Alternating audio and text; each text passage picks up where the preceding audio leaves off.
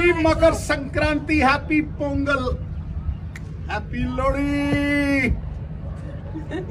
नोनी happy Lohri दे बोला। Sir मैं 2 लुटियां गुड्डियां आज। तू तो लुटेरी होगी फिर। हाँ 2 लुटियां गुड्डियां। मैं तेन दस्या ना दुल्ला भट्ठी वाला की हुंदा अज। हट पिछे, हट पिछे। कोई चक घड़े दे कोला क्यों देखा नूनी तुणका मारदा जट। मैनू भी आंदी है बंदे सीधे करते तो सारी पंग ओए जांदी उड्डी गुड्डी। जिंदगी है लसानी बीवी, जिंदगी है लसानी ते पतंग लाती आसमानी। ला जीरा जिंदगी अपनी।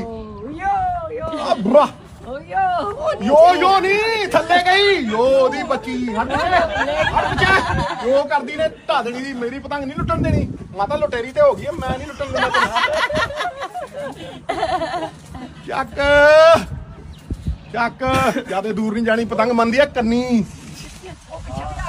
पतंग मंगदी है कन्नी। होई फिरदी है अन्नी, मंगदी है पतंदरी कन्नी। ओ थैंक यू पुत्रा, बचपन याद कराता मैनू तू अज छा गया।